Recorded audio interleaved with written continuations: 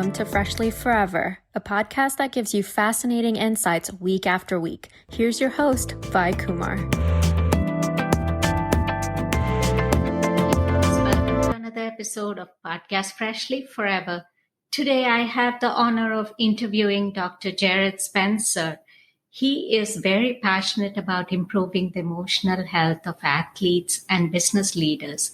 Dr. Spencer is a clinical psychologist who helps clients get unstuck and become the best version of themselves so they can thrive in their business or athletic pursuit.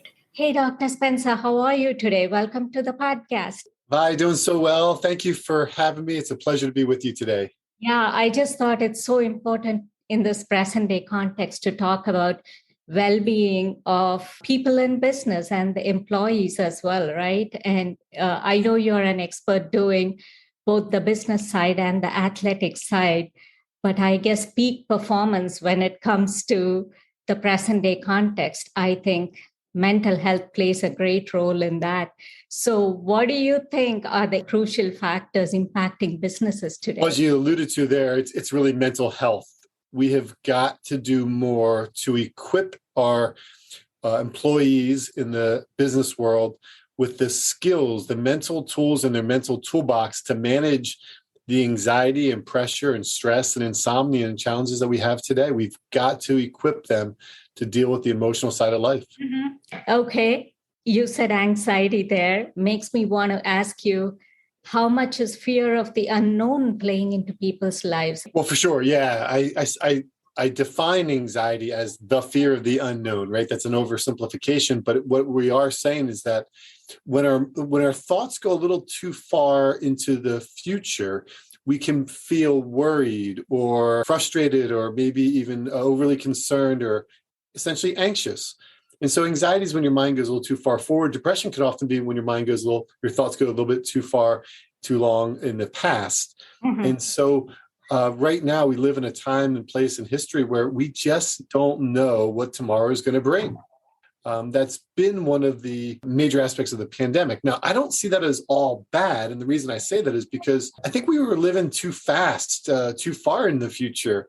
And so by bringing life back to the here and the now, let's just focus on today. Let's just focus on this week, this weekend, and then we'll see what next week or next month brings. I think there's some degree of benefit for that. Having said that, anxiety is at an all-time high right now, and we've never seen anything quite like it. Okay. And how significant then is resiliency and confidence in the context of the current situation? Is that something, if we give enough impetus to, that can, possibly bring about a shift? Well, adversity breeds resiliency. And for those individuals that have gone through some type of adversity in their life, is that they actually have skill set. But there are a lot of people whose lives have been pretty good and they didn't really have that same set of tools in their mental toolbox to manage the adversity. They don't have the same type of emotional resiliency. And quite frankly, they're struggling, they're suffering. Mm-hmm. Now, that being said, even those most resilient people out there is a limit for resiliency.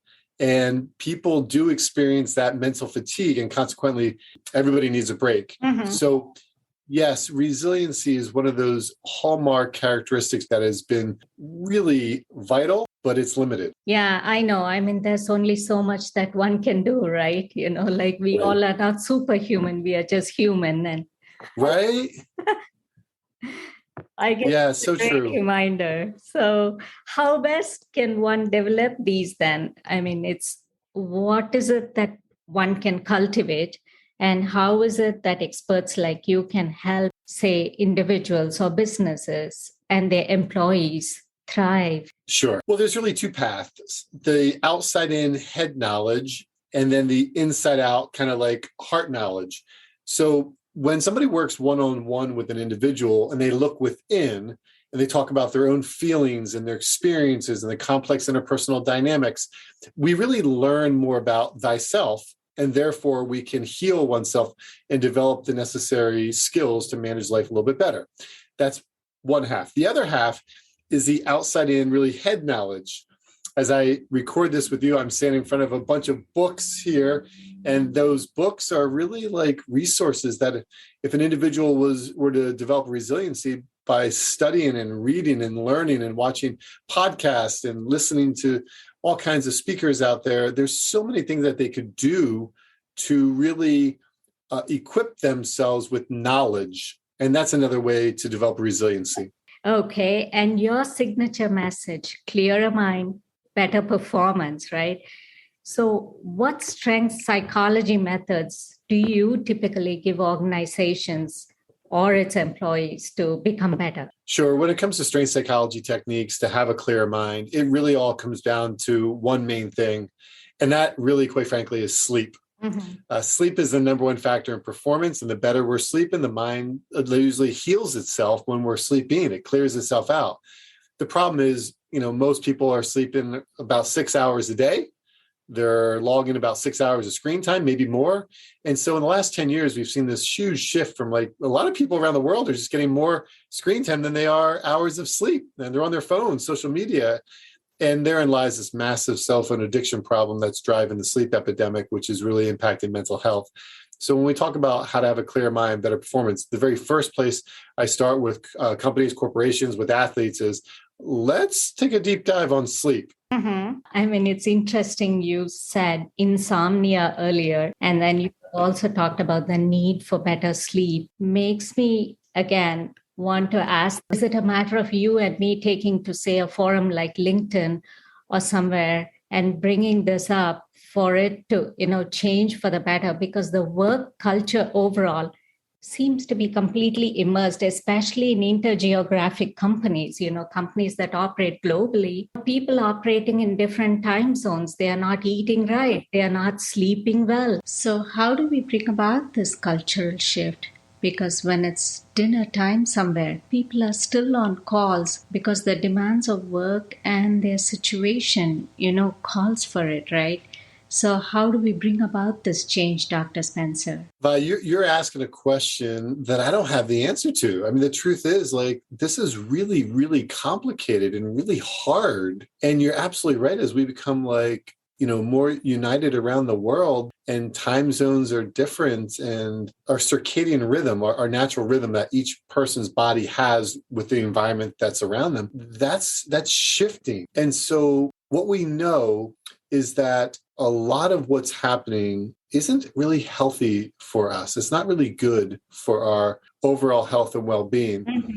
And so how do we create boundaries around technology when we all live in a world of immediacy? We want it now. And if you don't want to provide it, that's fine. We'll just get somebody else. And so that is a unanswerable question at this point in time. My mind's not smart enough to answer that or solve that. But I do think that we have to find a way to make it a little bit better for each individual so that we can have greater mental health. And it's certainly playing into someone's mental well-being, correct? I guess the need for the hour is that empathetic leaders. What is it? How do they build confidence and trust in employees? And how can we foster mental health? Because I think somewhere there needs to be some forum that can bring this message out loud and clear, correct? For sure. Is it just, like I said, you and me writing on LinkedIn, creating awareness? Or is it you and me sitting on this podcast? Or in conjunction to that, bringing it up in other forums? Or is it a matter of leaders being more empathetic? Yeah, great question. And I think the truth is, when it comes to business, follow the money. And a lot of times company leaders will give lip service to the importance of mental health, for example, in their organization. But if you really stop and think about it, how many webinars are they hosting for their employees to watch? What type of speakers are they bringing in? What books are they having them read? What one-on-one resources are they providing? And the harsh reality is, the answer a lot of times is that, yeah, it's a check the box item, but we're not really going below the surface. We're not really going deep on this topic. That's wherein the cultural shift is beginning, but oftentimes there's not the funding behind it to make it meet the need of the people today. Mm-hmm, mm-hmm.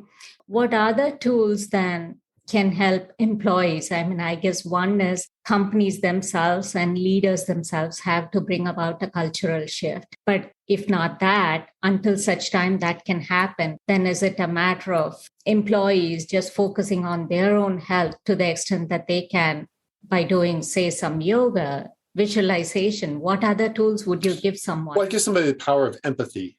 Empathy is often underutilized, but yet it's a very, very important tool for a leader. When you see somebody whose sales numbers have maybe dropped over the last few months or the last few quarters, and you go in and you say to that person, what's wrong with you? Like, your sales numbers are down. Like, get them up, or we're gonna have to go a different direction. That doesn't leave a person feeling really good about the company. But if somebody says, hey, your sales numbers are down, are you okay? Can I help in any way? You want to go for a walk and talk about it a little bit? That's empathy. And empathy is a leadership skill that we need now more than ever within businesses, not just top down, but person to person, to help each other understand. If we can be a little empathic with each other, that empathy can go an incredibly long way towards making a person feel heard, validated, encouraged, supported, and even productive. Okay. So again, it's an intertwining, and that helps build trust, helps build confidence, and probably that can in turn relate to someone becoming more resilient, correct? Yeah, absolutely. Okay. What about any other tools that you would say that companies can empower their employees with? And what typically would you do when you go help someone out? Say, when companies call you, typically what is it that you, Dr. Spencer, are able to impart? Yeah, for example, one company that I work with, nearly every month we do a webinar, and they can pick the topic. I've got like 30 available on my website, and sometimes we even create topics for them. So for example, last month I did a webinar on change and how we can deal with change a little more effectively. So here are 10 psychological skills that can help a company deal with change, right? So change management, because the world's changing so fast, is an important concept. And so if we could instill like the skill of managing change, or for example, how do we shift out of negative thinking when we're really feeling negative, pessimistic, and down, we're a little hard on ourselves? How do we actually get back to a more positive mindset, a more optimistic mindset? Like, those are literally like skills in the sports world that I teach. So very important for an athlete to be able to say, hey, we're getting beat, but we need to rebound and play better. How do they do that? And so explaining, like, for example, with that, like, there are 15 thinking patterns that we all tend to use. This is kind of classic cognitive psychology. But one of those 15 patterns tends to be the one that you or I or anybody else would use the most when we particularly get stressed. So mine's particularly filtering. Others might be catastrophizing or polarized thinking. But you see, like, you can't shift out of negative thinking if you don't know which pattern you're stuck in.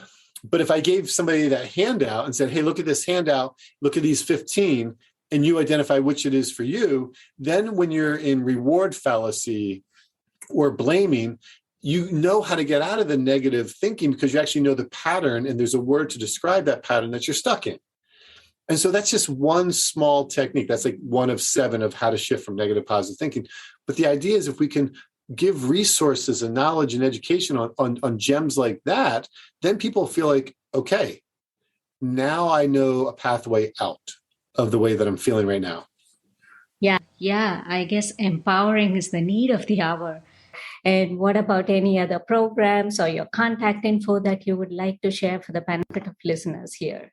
Sure. Yeah, you can reach out to me, Jarrod Spencer. It's Jarrod Spencer.com. And of course, on social medias, Instagram, Twitter, Facebook. Love to have people reach out to me. And then a lot of times people will say, well, we're going to get more content specifically. On Amazon, you can buy my book, Mind of the Athlete, Clear Mind, Better Performance. Even though it's written for athletes, it relates to everybody. Thank you so much for being on the show. And I think we couldn't have emphasized more about resiliency and empathy. I guess those are my main takeaways from today's conversation. And I hope every listener here finds that. more and more inspiring. And thank you so much once again for taking time to talk to us here today. My pleasure, Vi. I wish you and everyone the best. Thank you. Thank you so much. Thank you. Listeners, as always, follow the podcast, rate the podcast, leave a review from your podcast app of choice, and follow me on Instagram at YP for all things digital media and lifestyle. I'll see you back again with another interesting guest and another interesting topic. Until then, it's Vi saying so long.